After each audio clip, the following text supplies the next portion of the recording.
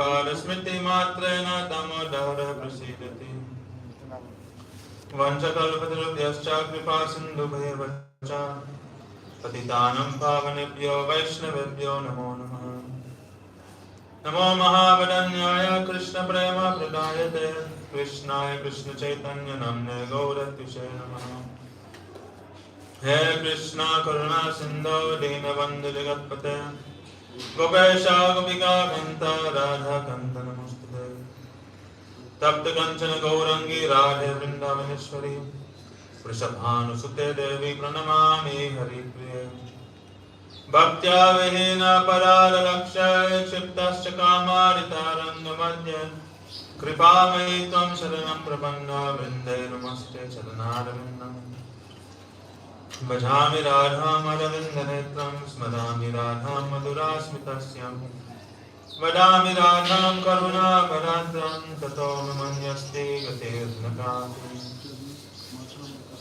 Shri Krishna Chaitanya Prabhu Nityananda Shri Advaita Gadara Shivasari Gaur Bhakta Vrinda Hare Krishna Krishna Krishna Hare Hare Hare Rama Rama Hare Hare First of all, of my Sangandas Pranam Thousand Time Lord Shri Paramaratam Guru Pada Padma Vishnu Pada Stotra Shri Bhakti Vedanta Narayan Goswami Maharaj Gurudev Second day of my Sangandas Pranam Thousand Time Lord Shri Tamashri Rupanu Guru Guru Pada of my Sangandas Pranam to all Sambhu Vaishnava. Continue reading from Srimad Bhagavad Gita, Chapter 3, Shloka 14.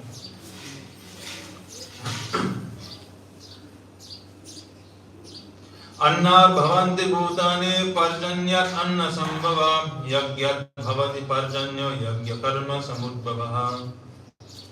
All living beings are born from food grains which are produced from rain. Rains are produced from yagya, and yagya is born of prescribed duties. Bhavanuvad by Srila Vishwanath Chakravarti Thakur. See, Bhagavan says, it is still desirable to perform yagya because it maintains the cycle of action in this material world. To express this, Sri Bhagavan speaks the shloka beginning with the word Anna. Living entities take birth from food grains. Thus, food grains are the cause of the living entities. Grain is transformed into blood, which turns into semen, which in turn builds the body of the living entity. Clouds are the source of food grains, which are produced from rain. Yagya is the cause of clouds, because when yagya is performed, sufficient rain clouds are produced. The cause of the yagya is karma, action, because a yagya is perfectly executed when the Ritvik, priest of the yagya, and the yajman, he on whose behalf the yagya is performed, both fulfill the prescribed karma. Describing here now the process of how living entities come into this world. When the yajman and the Ritvik, the priest, they perform their prescribed duties, they perform their karma properly, then the yagya is successful. When the yagya is successful, rain clouds, they manifest. And from the rain clouds come rain, and from the rain, the grains are grown. And from the grain, eating the grain, then blood is produced, and from the blood, semen is produced, and from the semen again, life, jivas, they come into this world. Their body is built from that. So this is the cycle. How the living entities, they come into this world. Prakashika Vritti by Srila Gurudev. Ritvik, priests who perform yagya in different seasons are called Ritvik.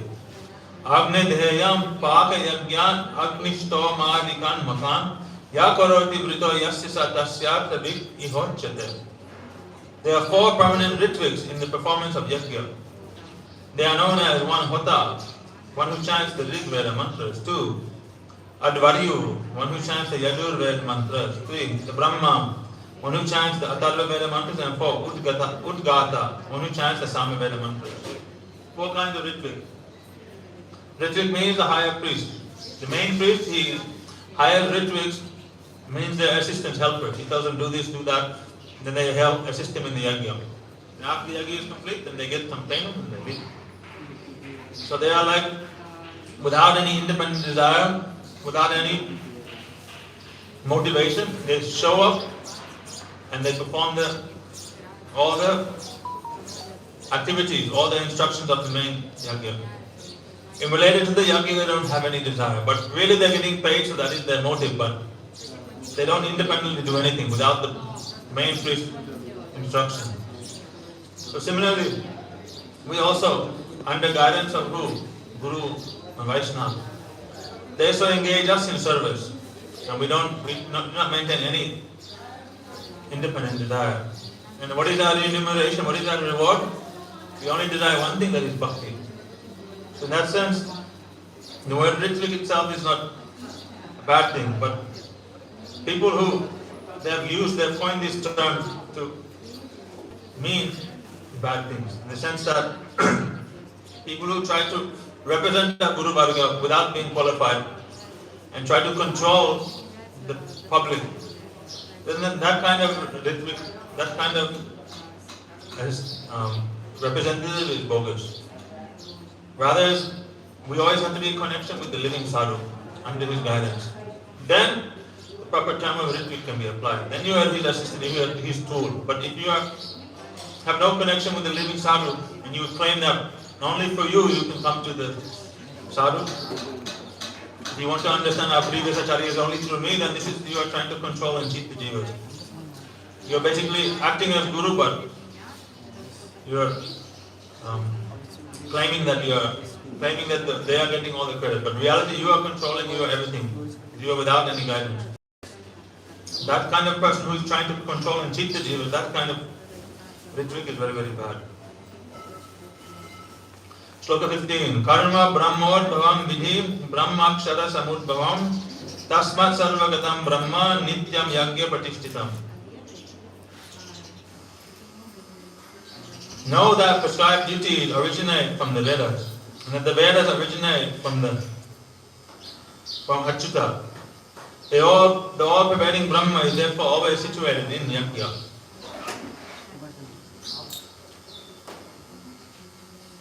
The Vedas, the Vedas are the cause of that karma, Yajna.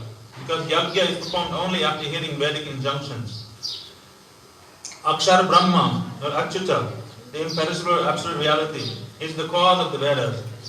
Because they originated from Brahma. In this regard, it is said in the Vedas. So the Lord Himself has spoken the Vedas. Therefore the Vedas originate in the form of sound vibration, Akshar Brahma. Achyuta Himself has given this Akshar Brahma. He's come Himself in the form of this sound.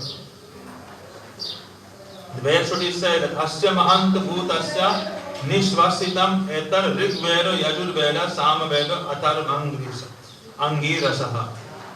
The Brihad Aranya Upanishad. It says that the Rig Veda, Yajur Veda, Sama Veda and Atharva Veda are like the breath of the Mahapurush. Therefore, Sarvagatam, the all-pervading Brahma, is situated in Yajna.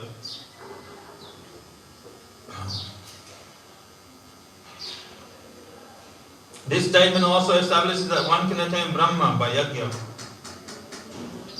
Although a connection of cause and effect has been shown here by linking food grains to Brahma, in Shastra only Yajna is described as the governing factor and only Yajna is glorified. Manu Smriti also says, oblations offered in the fire reach Suryadeva, the sun god. From the sun comes rain, from rain comes food grains, and from food grains, progeny are born. So they're saying that cause and effect. By doing worship, then fruit grains they are produced. But in reality, Yajna is everything. This Yajna we should be given importance to. We should not perform Yajna with the conception that, if I do Yajna, then fruit grains are going to be produced. This is not the motive why we do Yajna. Yajna should be done only for the happiness of Bhagavan. Therefore, Yajna is glorified, and that is being extensively described in the scriptures. Your focus should be that Sankirtan Yajna, that offering of sacrifice to the Lord. Whatever happens, as a result of that, that is up to the Lord. That is not our purpose or our motive while performing the Yajna. Prakashika Vritti, Udyamasta Sada Lakshmi. Wealth always resides in endeavor. Similarly, the all-pervading Brahma is always situated in Yajna. By engaging in righteous acts such as Yajna, the jiva not only becomes free from sin, but can also attain Brahma. Sloka 16. Evam pravartinam chakram nanu bhatta yatihayaha agayur indriyanamo mogam patta sajivati. O Bhakta, in this world, one who does not follow this cycle of karma, which is established by the Vedas, becomes attached to his senses and engaged in sinful activities. Thus he lives in vain.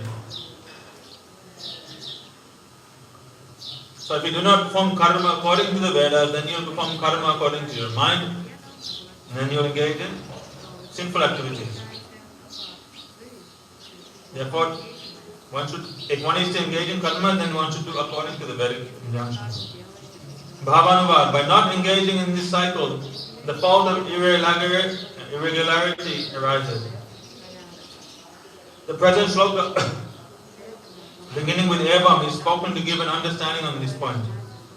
Chakra or cycle means an ordered series of events.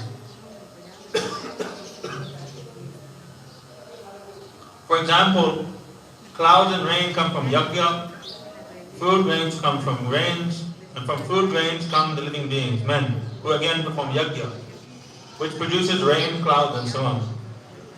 One who does not engage in yajna to continue this cycle is agha yuhu, a sinful person, who does not go to hell.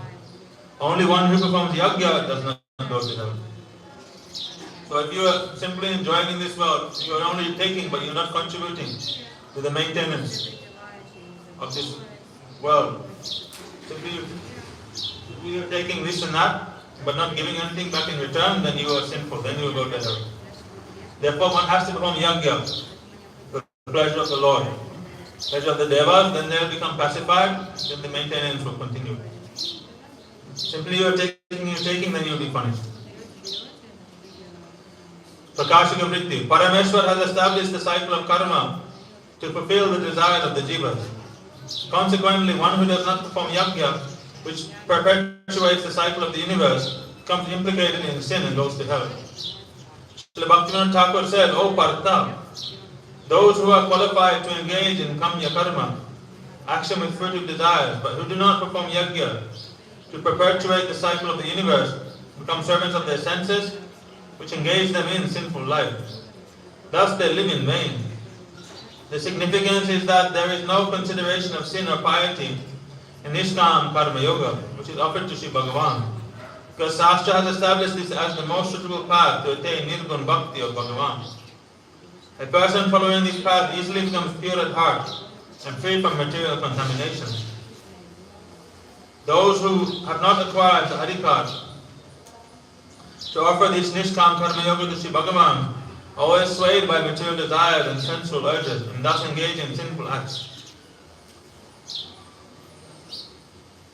So, when one does Nishkam Karma Yoga, then that will lead ordinarily to Jnana Yoga, then to Bhakti Yoga. There is no consideration of sin or piety in Nishkam. You become free from that. When you do Sakam Karma, then you get piety. But when you perform Nishkam Karma, you do not get piety. But knowledge, realization will awaken from that. Purity, the heart will become purified. And Nishkam Karma Yoga means that, specifically that yoga, that karma, those duties that you perform, in a detached mood for that, and you offer that to the Lord. Then it is called yoga. Yoga means that it is always in connection with Bhagavan. And this will ultimately lead to Nirgun Bhakti. And then the heart will become purified. So those who do not follow the path, the Vedic path, then they become what? They enter into a simple lifestyle. The only way to reduce this sinful tendency is to perform punya karma. Those who have acted sinfully should only take shelter of atonement. The provision of yajna is certainly dharma, a pious activity. So for sin, to remove sin, you don't perform pious activities, but you do atonement. For each sin is a specific atonement, then it is removed. If you do piety and sin side by side, then you will get both results. The results of your pious activity and the results of your simple activity. To counteract the simple activity, you have to do specific atonement for those specific sins. The provision of yajna is certainly dharma, pious activity. That which is auspicious for all jivas. and conducive for the harmonious development of the cycle of the universe. It's called punya, or pious deeds. So that which is auspicious and is in harmony with the cycle of development of this universe, the maintenance, and that is called punya. Pious deeds are favorable for maintaining this world. The performance of punya destroys the unavoidable sins that are born of panchasuna. But here it refers to that punya which is performed as atonement. Not any random punya. That punya which is specifically performed for atonement, that will destroy the sins. So long as the performer of yajna protects the interest and welfare of the universe, whatever can be accepted for his happiness and personal enjoyment becomes part of the yajna and is counted as piety. So if someone is acting in the welfare of himself and others, then whatever enjoyment may come from his activity, then he can enjoy. But you should not enjoy on the expense of others, expense of the environment, the universe. One should not be a burden, a disturbance for others. One should contribute, and after contributing, then whatever you receive, then that is can be accepted. Without contribution, then one should not accept anything. That's what it's like. Gurudev says, I like brahmachari to donating, but they also doing seva and surrendering. Why? You're surrendering, but you're also contributing. This way, you're not becoming a burden on Guru and Vaishnava. So this contribution is very important. You should think, how much am I giving, how much am I taking? You should try to contribute more than one thing.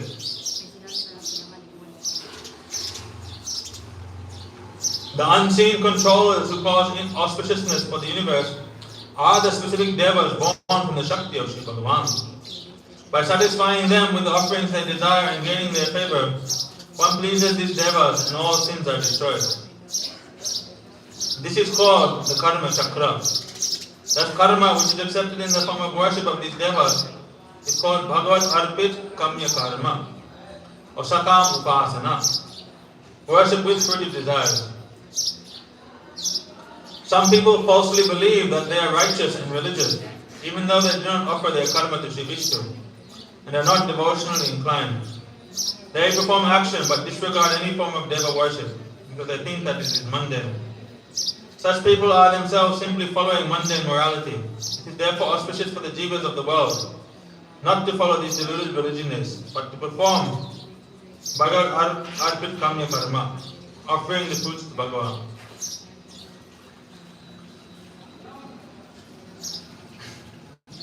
Therefore, those who act but they disregard the demigods, then if they do not accept a higher being, higher purpose, then they just are simply slaves of mundane morality.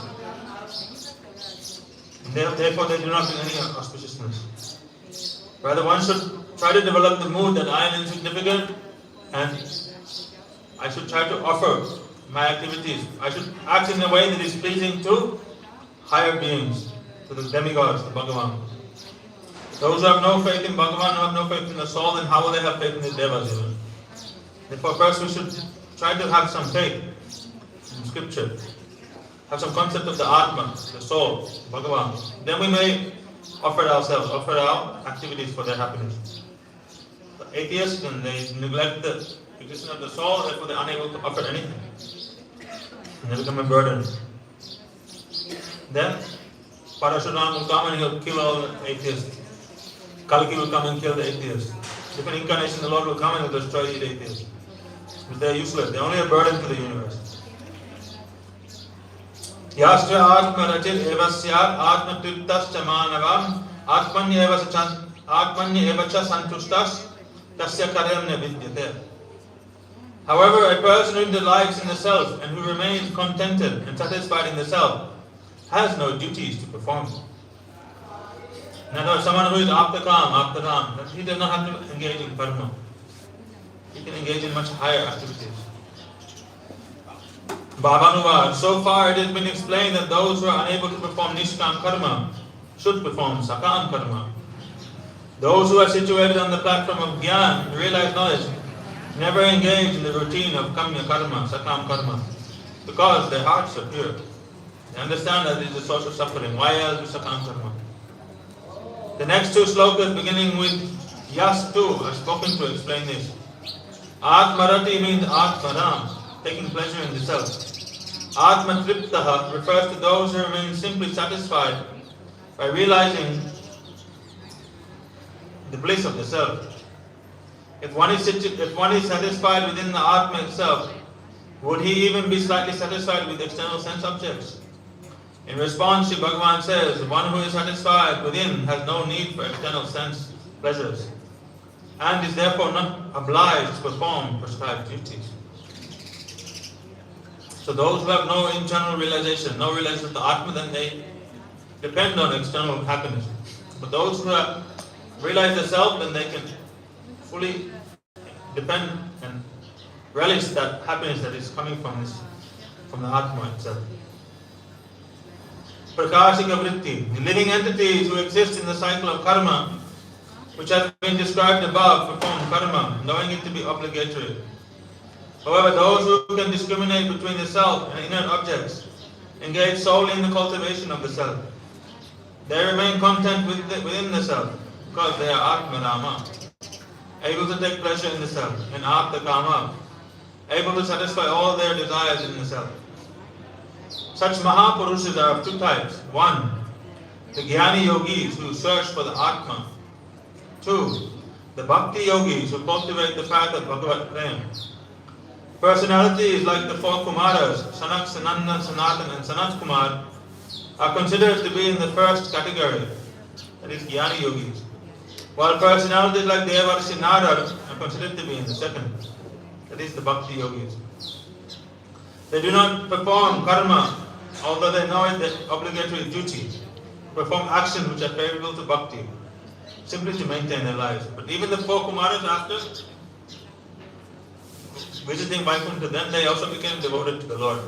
They are in what? Shantaras. They have Santa Bhakti. And Narad is a higher level of Bhakti Yoga because he is in Dasya. So in that sense, the Shantas, they are Jnani Bhaktas, they are Jnani Yogis because they do not perform any active service, but they just contemplate and remember the Lord. Whereas devotees like Narad, they actively engage in Prem Seva, engage in service, they have Mamata. Therefore, they are the true Bhakti Yogis. Bhakti means Bhajdadu iti sevaya. It means to perform service. If you are not performing service, then where is the Bhakti? So, it is the Jnani Yogis or the Jnani Bhaktas, those in Shantaras, then their Bhakti is on the very preliminary stage. It's the very beginning. Therefore, they haven't been classified as here as Bhakti Yogis in the true sense. But ultimately, once they develop Shanta Bhakti, then they are Bhaktas. But it is devoid of Seva and devoid of any service. So their activities, externally they resemble the Jnani Yogis, those who are only cultivating the path of Jnana. The only difference is that the Jnani Yogis aim for liberation, the Jnani aim for liberation, whereas the Shanta Bhaktas, they don't aim for liberation. Rather, they have firm faith in the personal form of the Lord, and they derive great happiness by remembering the Lord and praying to the Lord and meditating on the Lord. Difference. So here it says they do not perform karma, although they know it is their obligatory duty, but perform actions which are favorable to Bhakti, simply to maintain their life. They never engage in mundane work. The Jnana Yogi and the Bhakti Yogi, they never. Becoming free from the cycle of karma, they search for peace through Bhagavad Priti, affection for Bhagavan. Although they perform all sorts of karma, they do nothing. Therefore, their karma is not called karma. Their karma activity is called jnana or bhakti, depending on their adhikar. So externally they may eat, they may bathe, they may do so many things that look like karma. But they're doing everything for the happiness of the Lord, everything for the cultivation of self-realization. So it is not personally motivated like the karmis, who are attached to the who are attached to karma. Whether they are desiring the fruits or not, that is the artikal. They are attached to performing work, therefore they engage themselves in work. But the Jnana Yogi and the Bhakti Yogi, they are not attached to any form of work. They may perform karma if it is favorable for their bhakti, otherwise they will not perform it. It is also said in Mundaka Upanishad, Atma Krida, Atma Rati, Kriyavan, Esha Brahma Vidvan, Varishtaha. Those who take pleasure in the self, whose attachment is in the self, and who are active only in the self, are the best among the knower of the Vedas. Shloka 18. Naiva tasya kriten artho na kriteneha kaschana. Na chasya sarva bhuteshu kaschit artha vyapashrayah. One who is Atmaram does not attain any virtue by performing action in this world, nor does he incur any fault through not acting. Nor does he need to depend on any jiva in the universe for attaining his purpose. So one who is Atmaram, whether he acts or does not act, there is no fault in him. And he never depends on anyone else also for attaining his desired goal. He only depends on who? Bhagavan himself directly. Bhagavan and his bhaktas. He takes shelter of them. Krita Bhavanuvad. Krita refers to a person who neither has interest in performing actions nor has any desires to be fulfilled by such actions. Akrita means that he does not become implicated in sin by not performing action, karma. To attain his purpose, there is no jiva in the universe, either moving or non-moving, who can act as a suitable shelter for him. The word Vyapashraya has been described in the Puranas as follows. So, Krita means that person who has no interest in doing karma, and no, he has nothing to gain by doing karma. That is the person referred by Krita. Akrita means that and also if he does not do karma, then the fault of doing akarma does not come upon him. Because he is performing a higher path, he is performing jnana or bhakti. Therefore the fault of akarma, he is not implicated in that. Therefore, and also because his only goal is what? Self-realization, Bhagavan's happiness. Therefore he is not depending on any jiva for anything in this world. He takes shelter of the Lord solely, he takes shelter of the Lord. Vasudeva Bhagavati Bhaktim Udvahatam Niyam Jnana Vairagya Viryanam Nahi Kaschid Vyapashraya. A person endowed with Bhakti for Bhagavan Vasudeva does not take shelter of Jnana Vairagya or Virya, powerful strength, nor is he interested in them. Moreover, it is stated in Srimad Bhagavatam, 2nd canto, Yad Apashraya Ashraya Sudhyanti. A living entity becomes purified merely by taking shelter of those who are surrendered to Sri Bhagavan. Now, who should we take shelter of?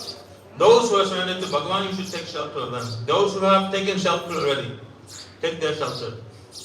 They will offer you to Bhagavan. And the word take shelter of the true devotee, because he is fully self-surrendered. He is fully under the shelter and the protection of the Lord, the guidance of the Lord, and he can guide you also. Prakashika Vritti. A person who only derives pleasure within the self, Atmaram, achieves no piety by performing his prescribed duties, nor does he become implicated in sin by not performing them. Every jiva, both moving and non-moving, beginning with Brahma, remains absorbed in enjoying material happiness due to his misconception of identifying the body with the self. So the Atmaram, whether he is doing karma or not, he is not implicated in it, because he is doing everything for the happiness of the Lord. Everything for the purpose of self-realization, therefore he is detached. He is not bound by his actions. He is a Jivan Mukta. While in this earth, he is liberated. And everything he does for the pleasure of the Lord, for the purpose of self-realization.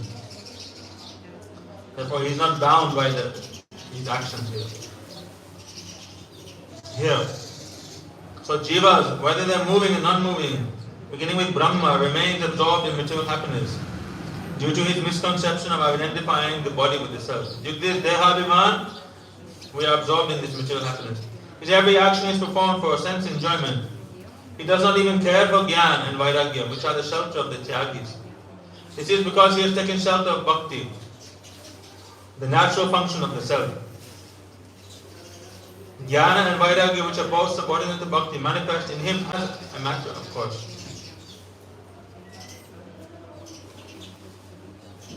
So, someone who is engaged in Bhakti Yoga, therefore he doesn't care for Jnana and Vairagya. These are side effects of him performing Bhakti. Do not become his goal or his aim and object. They naturally manifest. Naturally he attains knowledge and naturally he becomes detached.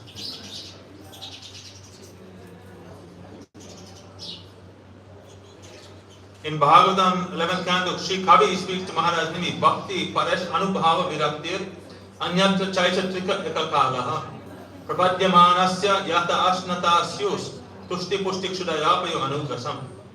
With each mouthful of food that a hungry person takes, 3 effects are simultaneously accomplished. He obtains satisfaction, he is nourished, and his hunger ceases. Similarly, surrendered souls who are engaged in the performance of bhajan simultaneously experience 3 effects. The awakening of bhakti, which ultimately develops into prem, direct manifestation of the Lord's beloved form, and detachment from material objects. This is like a barometer. You should check ourselves whether we are doing bhakti or not. If you are doing bhakti, then what will happen? Bhakti paresh anubhava viraktir anyata traita chika ekakalaha prapadyamanasya asnatashus tushti pushikudayopaya anugasam. You will attain devotion. As a result of doing bhakti, devotion will manifest in your heart. And paresh anubhava, you will have anubhav or anubhuti, realization of Parabrahma, the Supreme Lord. And viraktir, you become detached from everything else, everything that is mundane. So realization of the Lord, devotion and detachment, all these 3 things must manifest in our lives, otherwise we should understand that there's some loophole in our bhakti. Something we're not doing properly, therefore detachment, devotion and realization is not awakening. Depending on how sincerely you perform the process, to that degree also these things will start to manifest in your heart. Depending on your samskar also.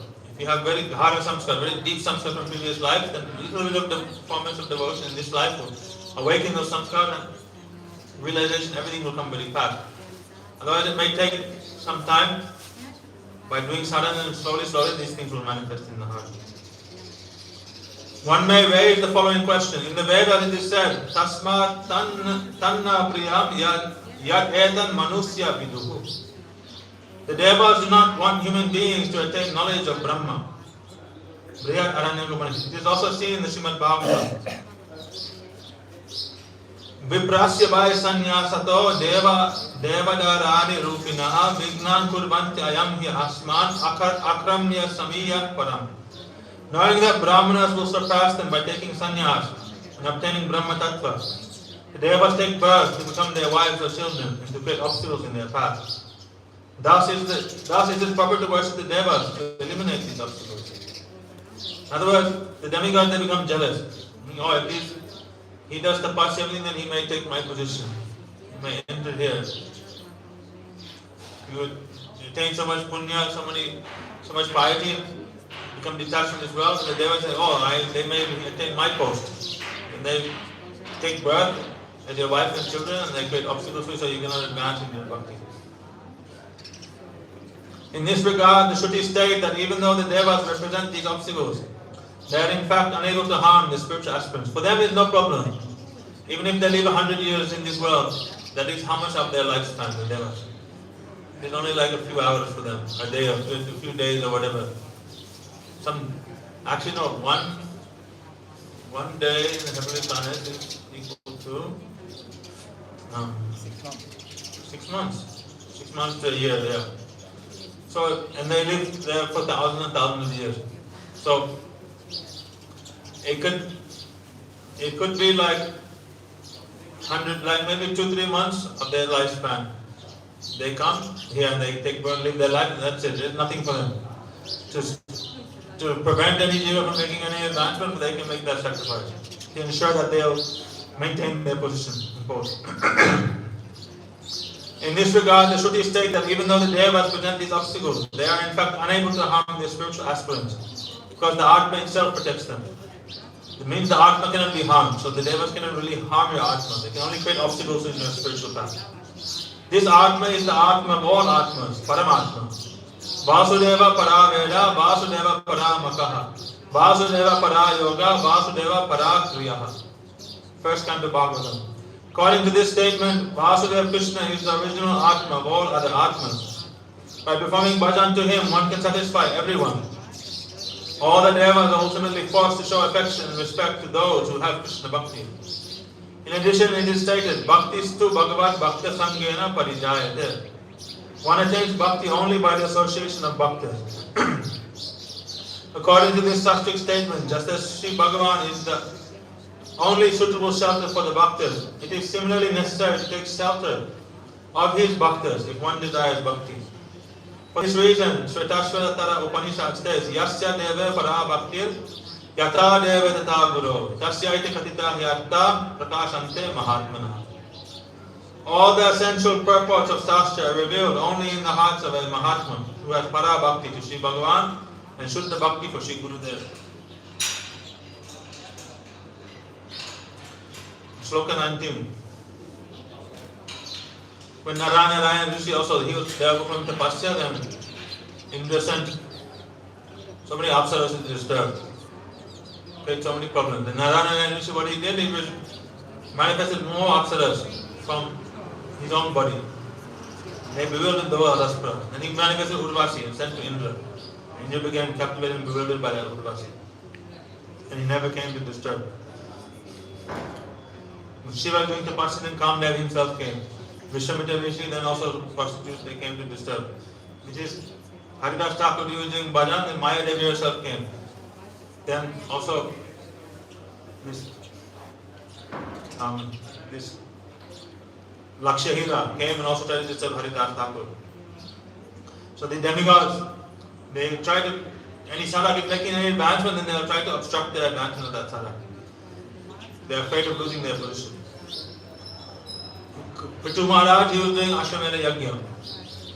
After doing 100 Ashwamedha Yajnas, he became Indra. When he did 99 Yajnas, then Indra started coming in the form of so many different sadhus, sadhuvas, different things. And he would come at the Yajna, sit there, and on the opportune time, he would steal the horse away.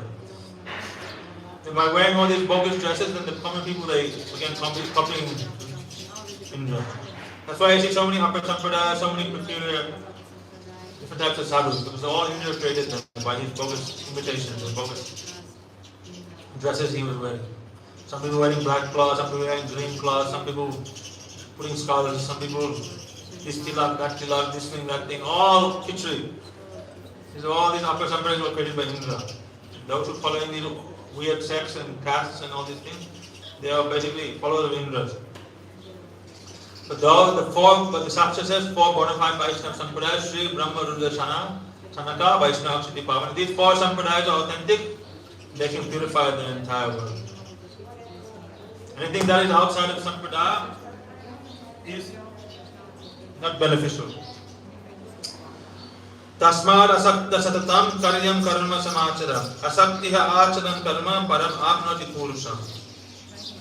Therefore, always perform your prescribed duties without attachment.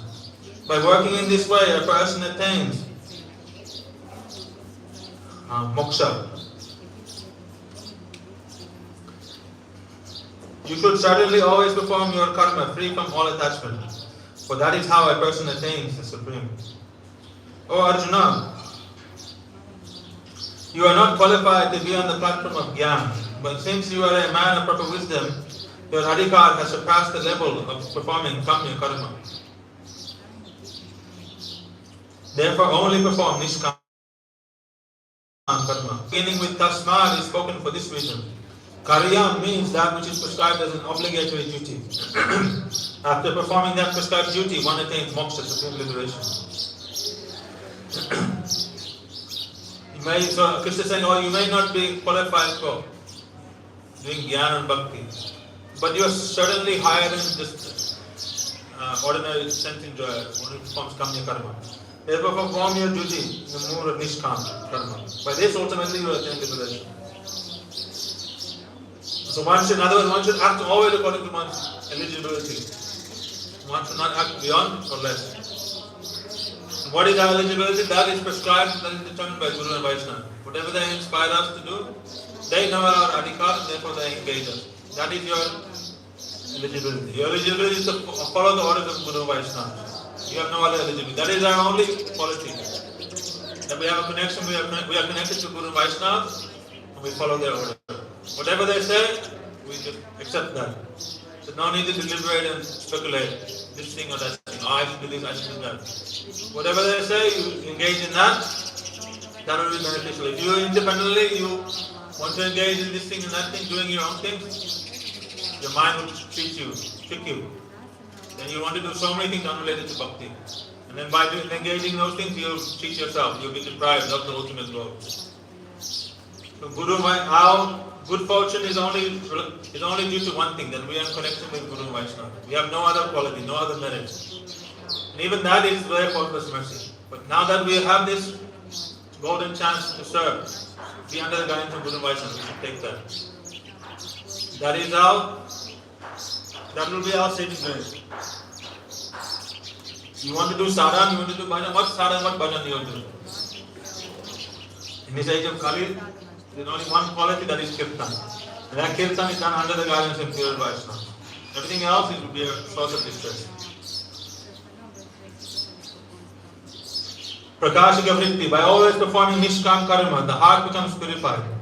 When the heart is purified, one attains jnana, by which the sadhaka can attain moksha. Srila Bhaktivinoda Thakur said, here moksha means parabhakti, which is attained in the mature state of karma yoga, by the regular performance of karma. So when karma yoga matures, it becomes jnana yoga, and then that matures into bhakti yoga.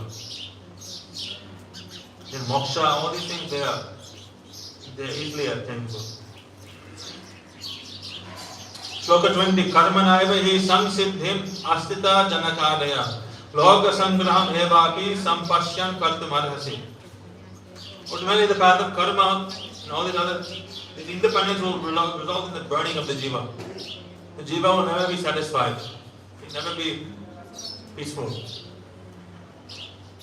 People have actually desired to enjoy. At the same time, they also want to be free from the suffering. They want to have everything. They want to maintain material connection but also have spiritual connection. But these two things are opposite. And if you displease Guru and Vaishnava, then everything will be lost. In your mind you can pretend, oh, I have some connection with Guru and Vaishnava. This and that. Oh, they told me I can do this, I can do that. But in reality, Guru and Vaishnava, when are they pleased with you? When you yourself feel pleased. When you yourself feel happy at heart, then you'll know that they're happy with you. If you're always feeling there's some lucky, some regret, some guilt is there, that means they are not happy with you, and you will never be happy. Therefore, the path of selfless surrender, this is the true means to happiness. Everything else will result in ultimate suffering. Ultimately, you'll have, even if you perform all your karma perfectly, it is still subjugated and limited to this world only. How long can you enjoy in this world? You have nice house, nice family, money, bank balance, everything. But ultimately you will get old. You will die, your wife will die, your children will die, you will lose everything. The end result is what? Suffering. That is what is waiting for you. Nothing else. So someone who is intelligent, he will realize that and he will not go down that path. How many here would, if you were sent back in time, how many of you would buy a ticket on the Titanic? Very nice horse, nice gold, ship, this, that. They said even God cannot sink this ship. So many things. They say, but you know, you have knowledge and you will not buy a ticket on that ticket. Why? You know that it's going to sink. And everyone will die. So if you know that it's a sinking ship, this samsara is a sinking ship, you're going to suffer. You're going to lose everything ultimately. Then, why will you board that ship? Like Narad Rishi. He came to Vishnu. He said, Bhagavan, I want to see your Maya. Then Bhagavan said, no, don't deny this. It's very dangerous. No, I have one desire. I have a desire to see your Maya. Then Vishnu said, alright. Then the Vishnu then sprinkled some water on the Narad. Then what happened? Narad left Vaikuntha. He came down to this world. Then he saw some beautiful girl was there taking water from the river. Narad fell in love with her. They got married. They had a house, children, everything. Then one day a big rainstorm came, and all this huge flood. Water came from the mountains, washed his house away, washed his fields away, his crops, everything. His wife, children, all were floating in the water. And they were drowning. They were saying, "Save me, save me, save me." And he himself was being pulled down by the current. And in front of him, he saw his wife and children all drown, and he himself drowned. Then as he was drowning, then he found himself again there in front of Vishnu, standing there. Vishnu was smiling. And then Vishnu said, You see what is Maya? You wanted to see, now I have shown you. Then Narada offered his pranams to the Lord and said, Prabhu, I never want to see this Maya again. Very, very fearful, very, very fearsome. Very, very painful, so much suffering. Narada experienced, I never suffered like this in my life before. So this is the result of your samsara, of your karma. Be very, very careful what you ask for, then you might get it. Then like Dhruv Maharaj, he wanted to have a kingdom greater than his great grandfather. And ultimately what happened? When he saw the Lord, then he said that Sthana Abhilashi Tapasi Sitoham Yan Tam Praptavan Devendra Muninda Guhyam Kwachin Vichinnan Abhidivya Ratnam Swami Hitatosmi Varam Nayachit. Oh my Prabhu, oh my Swami, my Lord, I have no desire for anything anymore. I was looking for glass, pieces of glass. In my search for glass, I found a diamond, a transcendental jewel. Now that I have this jewel, that is you, my Lord, I do not desire anything else. But Vishnu only smiled at Dhruva and said, because you have done bhajan, sadhan, with this desire, you will have to now rule this.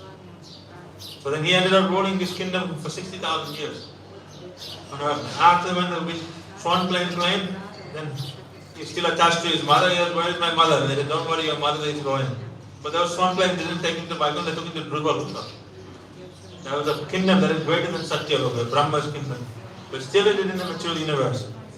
It's a Vaikuntha planet, but it's in the material universe. It's not destroyed by the annihilation. But still it is not beyond the covering of the universe. So he was forced to go there. And there is no description of whether Dhruva Maharaj was able to progress beyond that or not. But one can assume that if you read the Bhagavad and describe that how sadhus and rishis would come to his assembly, he would honor them and serve them. So by that continuous sadhu seva, service of the rishis, then it may be that some detachment, some transcendental knowledge of working in his heart, and by the mercy of a sadhu, it's possible that Dhruva Maharaj was able to then progress beyond Dhruva Loka. But it's not mentioned anywhere. But we can assume that ultimately by the power of sadhu sangha that it may take place. But ultimately, he attained his destination of Dhruva Loka due to his sakam, due to his desires. So be careful what you wish for, because then you may have to enjoy that.